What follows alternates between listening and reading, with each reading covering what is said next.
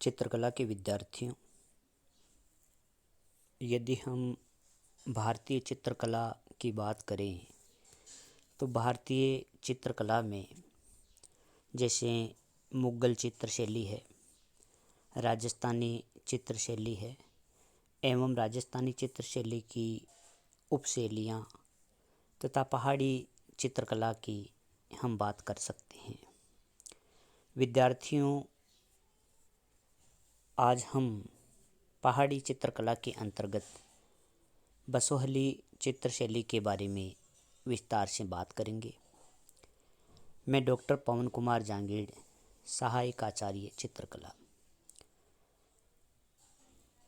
विद्यार्थियों, भारतीय चित्रकला परंपरा में पहाड़ी चित्रकला जो हैं अपनी रसमय, सुरम्य, भावनात्मक प्रस्तुति के लिए विशेष महत्वपूर्ण है। पहाड़ी चित्रकला इनकी कृतियों में आत्मिक सौंदर्य, देवी अनुराग के साथ साथ चित्रित हुआ देखा जा सकता है। प्राकृतिक सौंदर्य ने इस कला को श्रेष्ठतम स्तर पर स्थापित कर दिया।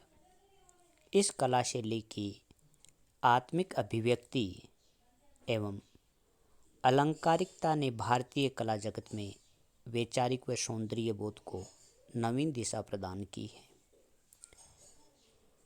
विद्यार्थियों, 20वीं शताब्दी के प्रारंभ में हिमाचल एवं पंजाब क्षेत्र में एक उन्नत एवं परंपरागत चित्रण की परंपरा विद्यमान थी। यह बात है 20वीं शताब्दी की, जो कि पंजाब एवं हिमाचल प्रदेश में एक परंपरागत चित्रण परंपरा विद्यमान थी, जिसके उदाहरण वहाँ के क्षेत्रों से हमें प्राप्त हुए हैं।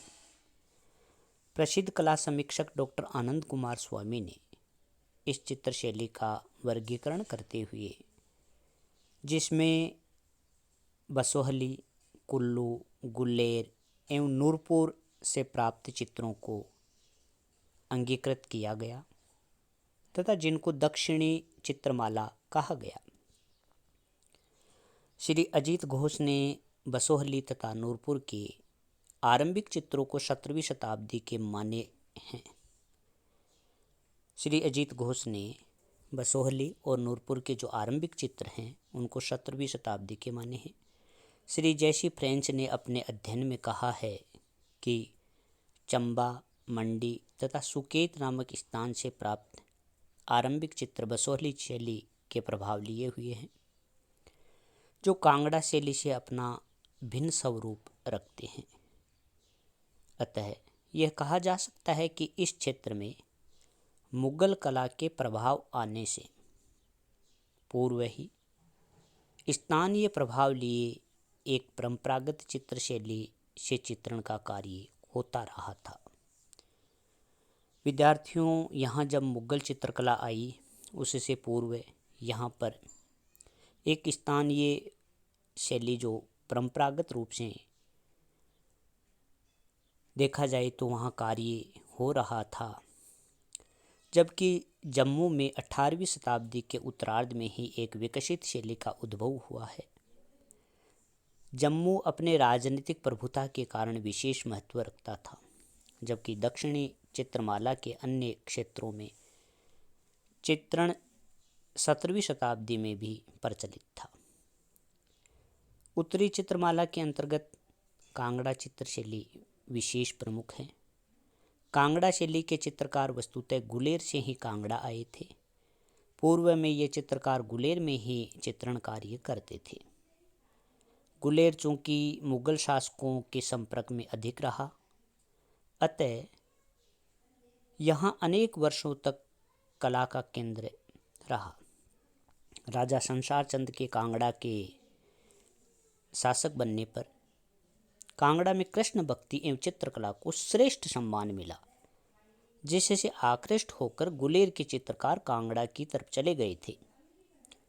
चित्रकारों का कांगड़ा आने का कारण एक यह भी था कि गुलेर के राजा गोवर्धन सिंह की मृत्यु 1770 ईस्वी में हो गई थी। राजा गोवर्धन सिंह ने कला को विशेष संरक्षण प्रदान किया। इनके मृत्यु के पश्चात गुलेर के कलाकार उचित परिवेश न मिलने के कारण तथा कांगड़ा की चित्र परंपरा से आकृष्ट होकर कांगड़ा चले गए थे। 18वीं शताब्दी के अंतिम चरण में कांगड़ा राज्य भारतीय चित्रकला का महान केंद्र बन गया था। पहाड़ी चित्रशैली में बसोहली शैली, चंबा शैली, गुलेर शैली, कांगड़ा शैली, कुल्लू शैली, मंडी शैली, जम्मू शैली, पुंछ शैली, गढ़वाल शैली, कश्मीर शैली विशेष प्रतिनिधि उपशैलियाँ हैं। जिस प्रकार राजस्थान में राजस्थानी शैली की अनेक उपशैलियाँ हैं, जैसे जयपुर, जोधपुर, मारवाड़, बीकानेर, शेखावाटी इत्यादि, वैसे ही पहाड़ी चित्रकला के अंतर्गत बसोहली, कांगड़ा, चंबा, गुलेर, मंडी, कुल्लू, साकेत इस प्रकार की कला शैलियाँ विशेष रही है, उपशैलियाँ रही है, जो अपनी विशिष्ट कला शिल्प एवं अभिव्यक्ति के स्तर पर पहाड़ी चित्रकला का प्रतिनिधि शैलियों के रूप में जानी जाती हैं। तो आज हम बात कर रहे हैं विद्यार्थियों बसोहली चित्रशैली की। यह जो अब तक चर्चा की है संपूर्ण पहाड़ी शैली की बात थी, और पहाड़ी शैली के अंतर्गत ही बसोहली एक उपशैली है, जिसकी अब हम एक विस्तार से चर्चा करेंगे। जैसा कि आप इस चित्र में देख सकते हो, बसोहली के चित्रकारों ने किस प्रकार का चित्रण किया है।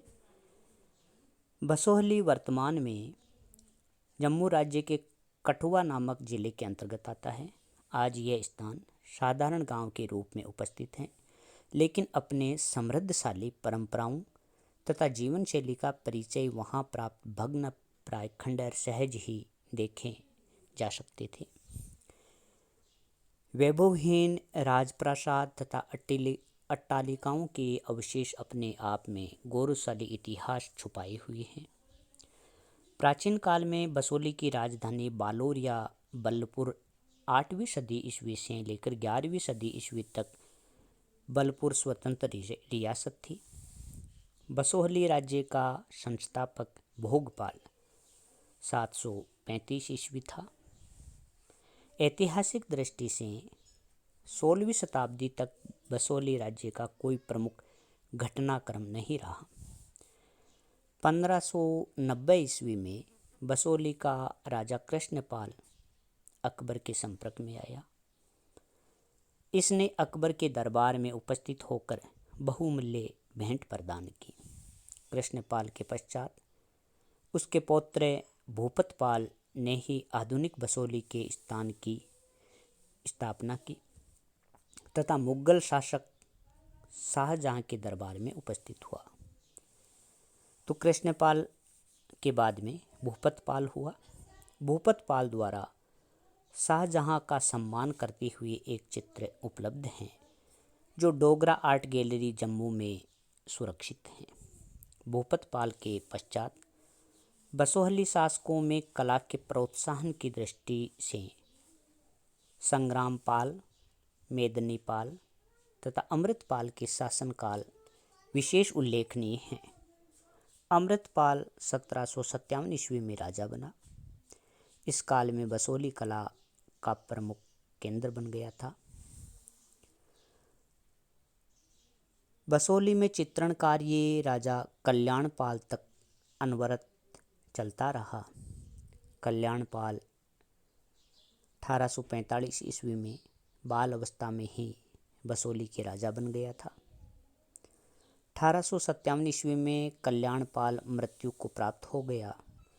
कल्याणपाल के कोई संतान नहीं होने से बसोहली राजवंश ही समाप्त हो गया। इस प्रकार यह इनका बसोहली का राजनीतिक इतिहास रहा है। बसोहली में मेदिनीपाल ने रंग महल एवं शीश महल का निर्माण करवाया, जिनकी भित्तियों पर नायिका भेद आदि विषयों पर आधारित चित्र बनवाए गए थे। बसोहली चित्रशैली के विकास में कांगड़ा एवं चंबा शैली का भी योगदान रहा, परंतु बसोहली शैली इन शैलियों से भिन्न अपनी पृथक पहचान रखती है। बसोहली शैली के विकास में कश्मीर शैली तथा स्थानीय शैलियों का भी योगदान रहा है। पंजाब में पहाड़ी कलम या कांगड़ा शैली के जो चित्र मिले हैं वस्तुतः बसोहली शैली के ही हैं। जम्मू की अपनी कोई शैली नहीं थी, अतः आरंभिक काल में यहाँ से मिले चित्र भी श्री अजीत घोष तथा नानालाल चमनलाल मेहता ने बसोहली शैली के चित्र ही माने हैं। बसोहली शैली के चित्रों के संबंध में श्री मेहता ने कहा कि बुंदेलखंड के चित्रकारों की तरह बसोहली के चित्रकार को भी नीले, पीले, लाल और सादे रंगों से विशेष अनुराग था। इस शैली के चित्रों में कोमलता उतनी नहीं है जितना कि तेज है। गठनशीलता कांगड़ा के समान परिमार्जित नहीं है, किंतु सरलता व भावपूर्ण अभिव्यक्ति कांगड़ा से अधिक प्रभावशाली ढंग से बसोहली में हुई है, जैसा कि आप इन चित्रों में देख सकते हो। बसोहली का आरंभिक चित्रण स्थानीय कला तत्वों तथा लोक अभिव्यक्ति से प्रेरित होने के कारण इन चित्रकारों ने बाह्य स्वरूप को अत्यधिक महत्व न देकर विषयगत भाव रंजना को प्रमुख स्थान दिया है। इन कलाकारों ने बाह्य स्वरूप की बजाय उनकी जो विषयगत भाव रंजना है उसको विशेष महत्व दिया। यही कारण है कि बसोहली चित्र शैली भाव व्यंजना में कांगड़ा से अधिक श्रेष्ठ जान पड़ती है। अभिव्यक्ति में यह शैली स्पष्टता व भावों की मधुरता लिए हैं। रूप निर्माण की यदि हम बात करें विद्यार्थियों, इस चित्र शैली में रूप कैसे बने, तो बसोहली चित्रकार ने पुरुष व स्त्री की मुखाकृति निर्माण में अपनी विशेष पहचान बनाई है। चेहरे के चित्रण में ढालदार माथा तथा ऊंची नाक को एक अटूट रेखा द्वारा प्रभावपूर्ण बनाया है, जैसा कि आप इन चित्रों में देख सकते हो। नेत्र या चक्षु चित्रण बहुत आकर्षक हैं। इनमें नयन पद्माकार हैं, कर्ण स्पर्शी तथा रस भाव से ओतप्रोत हैं। नेत्रों की इनमें मादक प्रस्तुति हैं, जो बसोहली चित्रों की प्रमुख पहचान है। नेत्रों के समान ही नायक व नायिकाओं की मुद्राओं का अंकन भी अत्यंत महत्वपूर्ण हुआ है। चित्रों में पात्रों की हस्त मुद्राओं का जितना रुचिकर एवं लयात्मक चित्रण इस शैली में हुआ वह अद्वितीय है। संभवतः अजंता के पश्चात इतना आकर्षक मुद्रा चित्रण बसोहली में ही उपलब्ध होता है, जैसा आप इन चित्रों में देख सकते हो। बसोहली में न केवल मुख एवं मुद्रा का रुचिकर चित्रण हुआ है, बल्कि नाक, कान, मुँह, कपोल, ललाट एवं संपूर्ण शारीरिक गठन का कुशल अंकन किया गया है। इन चित्रों में आप देख सकते हो पात्रों के परिधान में अन्य पहाड़ी शैलियों की भांति पारदर्शी वस्त्रों के अंदर से अंगों की कोमलता दिखाने की अभिव्यक्ति यहाँ देखी जा सकती है। बसोहली के चित्रकारों में भी यह देखा जा सकता है, जैसा पहाड़ी शैलियों में देखा गया कि पारदर्शी वस्त्रों के अंदर से अंगों की कोमलता दिखाने की जो अभिव्यक्ति है वह बसोहली के चित्रकारों के चित्रों में देखी जा सकती है।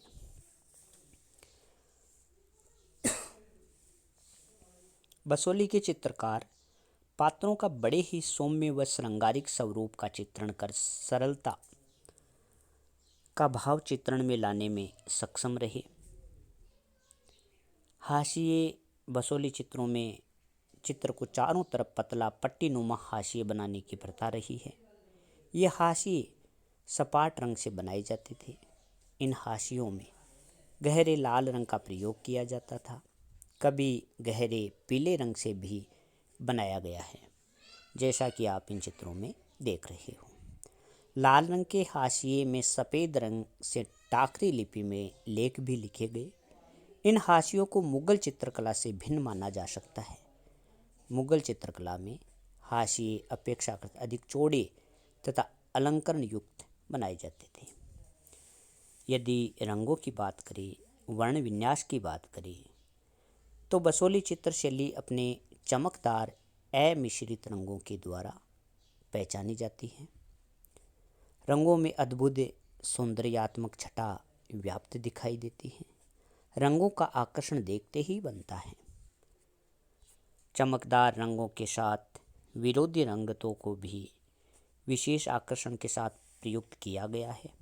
रंगों में लाल, पीला व नीला रंग विशेष रूप से काम में लिया गया है। एमएमएस रंधावा ने रंगों के बारे में लिखा है, बसोली के रंगों के बारे में, कि बसोली शैली के चित्रों में पीले, लाल तथा नीले रंग का प्राथमिक व विरोधी प्रयोग आनंददायक और सुंदर है। चित्रों में रंग इतनी कुशलता एवं सतर्कता से लगाए गए हैं कि वह मीने के समान चमकदार दिखाई पड़ते हैं। प्रकृति एवं पशु चित्रण बसोली शैली में प्रकृति को बड़े मनोहारी रूप में चित्रित किया गया है। विभिन्न प्रकार के वृक्षों के पंक्ति रूप में गहरी पृष्ठभूमि में हल्के रंगत द्वारा उभार कर आलंकारिक रूप में चित्रित किया गया है, जो अत्यंत लुभावना लगता है।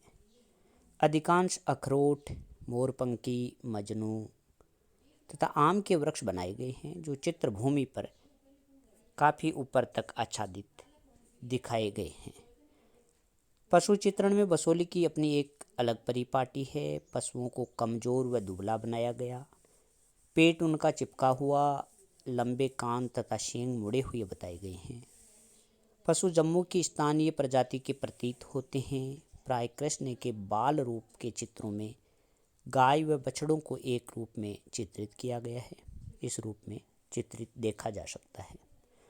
रागमाला चित्रण में भी नायिका के साथ पशु को आवश्यक रूप में प्रसंगानुसार चित्रित किया गया है। यदि भवन निर्माण की बात करें विद्यार्थियों कि बसोली शैली में भवन किस प्रकार के बनाए गए, तो बसोली के चित्रणों में भवन चित्रण परंपरा भी विशेष महत्व रखती है। भवनों को मुगलिया प्रभाव के साथ चित्रित किया गया। भवन कक्षों की दीवारों में सुंदर ताकों अथवा आलों का चित्रण किया गया है। इन ताकों में गुलाबपास, इत्रदान, पुष्प पात्र तथा फूलों से भरी तस्तरियाँ रखी हुई है। भवन चित्रण में सुंदर कपाटों को आकर्षक आलेखनों द्वारा सुसज्जित किया गया है। जालीदार खिड़कियां, नक्काशीदार स्तंभ चित्र में आकर्षण का केंद्र बनकर उभर आते हैं। अधिकांश भवन चित्रण के साथ पिंजरे में बंद सारिका तथा अन्य पक्षियों को बनाने की अद्भुत परंपरा बसोली शैली में देखी जा सकती है। विद्यार्थियों, इस प्रकार बसोली शैली है। यदि बसोली शैली अपने युग की प्रभावशाली एवं अत्यंत लोकप्रिय शैली रही है, समूचे पंजाब प्रदेश, गढ़वाल तथा तिब्बत व नेपाल तक इस कला का प्रचार रहा। इसकी सुलिपि, इसके रंग विधान आदि सभी में अद्भुत आकर्षण देखा जा सकता है। न केवल बसोली के लघु चित्रों में अपितु इसके भित्ति चित्रों में भी भारतीय संस्कृति एवं धार्मिक मान्यताओं का बड़े मनोयोग से निर्वहन देखा जा सकता है।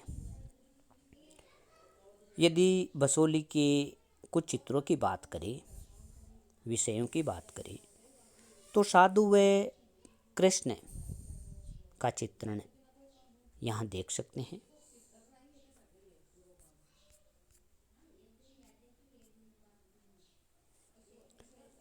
साधु व कृष्ण जो चित्र हैं, ऐसे चित्र बसोली शैली में निर्मित 16वीं शताब्दी के अंत का अथवा 17वीं शताब्दी के प्रारंभ के हैं। जो आप चित्र देख रहे हो, यह चित्र में भगवान कृष्ण तथा एक साधु बनाया गया है। श्री कृष्ण को नीले रंग में यहाँ दर्शाया गया है। नीला रंग भगवान विष्णु का माना जाता है। कृष्ण ने पीले रंग की धोती पहन रखी है, आप इस चित्र में देखते जाइए, तथा कंधे पर लंबा गमछा डाले हुए हैं। सिर के बाल जूड़े के रूप में बंधे हैं, जो सिर के मध्य खड़ा बनाया गया है। कानों में बड़े कुंडल मोतियों के साथ पहनाए गए हैं। गले में 2 लड़ी हार तथा लंबी मोतियों की माला है। विशेष रुचिकर बात यह है कि यहाँ पर कृष्ण को पाँव में सैंडल पहने दिखाया गया है। कृष्ण के सामने हाथ जोड़े एक साधक खड़ा है, जो श्रद्धा भाव से कृष्ण को हाथ जोड़े हुए हैं। उसने भी कृष्ण के समान धोती पहनी है तथा गमछा एक कंधे पर डाले हुए हैं। धोती का रंग कृष्ण से भिन्न यहाँ पर लाल रंग है, जो आप देख सकते हो। बालों पर जोड़ा कृष्ण के समान ही सिर के मध्य ऊर्ध्ववत बना हुआ है। इस साधु के कानों में कुंडल तथा गले में मोतियों तथा तुलसी या रुद्राक्ष की माला धारण किए हुए हैं। साधु अपने शरीर पर संभवतः भभूत लगाए हुए हैं, जिससे साधु के शरीर का रंग सफ़ेद वर्ण में हल्का गुलाबी मिश्रित बनाया गया है। चित्र की अग्रभूमि में मध्य 2 छोटे पेड़ बनाए गए हैं, जो आप देख सकते हो, तथा साधु व कृष्ण के पार्श्व स्थान पर केले व अन्य वृक्ष भी बनाए गए हैं। समूचे चित्र की पार्श्व भूमि हरे रंग में बनाई गई है, जो ओजपूर्ण लगती है। बसोहली कला का आरंभिक स्वरूप इस चित्र में अपनी विशेषता लिए हुए हैं। पेड़ों को वृत्ताकार बंधन के साथ उकेरा गया है, जिसको हल्की गहरी व मोटी रंगत के साथ दिखाया गया है। क्षैतिज रेखा चित्र के बहुत ऊपर की तरफ हैं, जो आरंभिक शैली की पहचान है।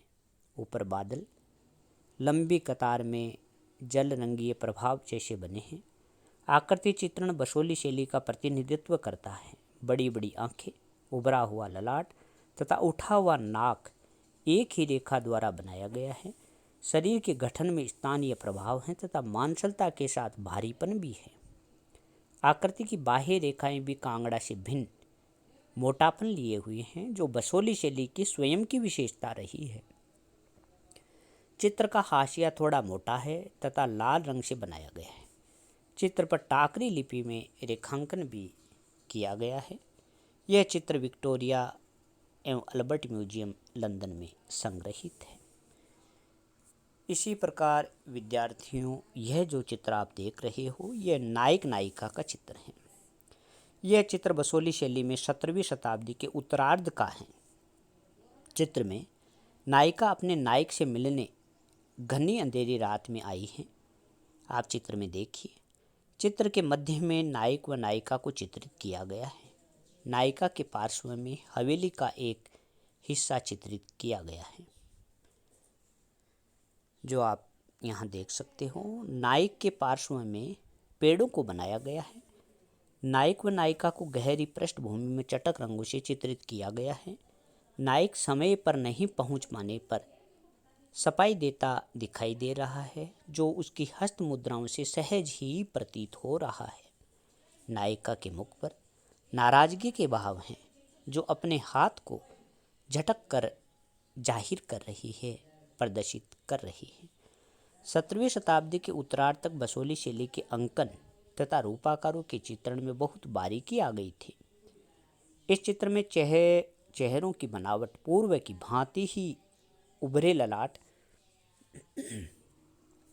तथा ऊंची नाक के रूप में दिखती है, किंतु शारीरिक गठन में अनुपात तथा शरीर की सुडौलता में छरछरापन बाद की शैली का प्रभाव है। इस चित्र में शारीरिक गठन कांगड़ा के समान श्रेष्ठ स्वरूप में हुआ है। आंखें पूर्व की भांति अभी भी बड़े रूप में चित्रित हैं, लेकिन हाथों की मुद्राएं तथा वस्त्रों की जो सिकुड़ने हैं, उनकी बनावट तथा व्यवस्थित फरहन का चित्रण बसोहली की विकसित शैली का परिणाम है। इस काल के चित्रण में रेखाएं भी पूर्व की तरह मोटापन नहीं रहा। रेखाएं अत्यंत महीन तथा लयबद्ध बनाई गई हैं। नायिका को कंचुकी तथा घेरदार घाघरा पहने बनाया है जो पारदर्शी है। सिर पर पतला दुपट्टा है जो हाथों में घिरे हुए हैं। नायक की देह प्रतीक्षा में दीपक की तरह जलते हुए चटक रंग में अंकित हैं। पुरुष का पहनावा मुगलीय प्रभाव लिए हुए है। लंबा घेरदार जामा तथा पाँवों में तंज जामा पहने हैं। कमर पर कमरबंद बंधा है जो यह दर्शाता है कि कार्य की व्यस्तता के कारण नायक समय पर नहीं आ सका। नायिका के पीछे पेड़ हैं जिन्हें फूलनुमा आधारों में चित्रित किया गया है। नायक नायिका के आभूषणों को अत्यंत सूक्ष्मता के साथ चटक व स्वर्ण रंगों से अंकित किया गया है। गहरी पृष्ठभूमि पर चटक रंगों के प्रयोग छर हरा स्वरूपगत सौंदर्य, वस्त्रों की पारदर्शी परहान तथा अलंकरण चित्र को अद्वितीय सौंदर्य प्रदान करते हैं।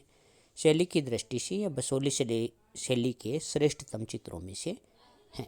इस प्रकार विद्यार्थियों, यह बसोहली शैली रही है जिसके दो प्रमुख चित्रों के नायक नायिका और साधु और कृष्ण चित्रों के माध्यम से उदाहरण देकर मैंने समझाया है। विद्यार्थियों, ये सारे चित्र इसी शैली के हैं जो आप इन स्लाइड्स में देख रहे हो। इस प्रकार पहाड़ी चित्रकला में अपना एक महत्वपूर्ण स्थान रखती है बसोहली चित्रशैली। धन्यवाद।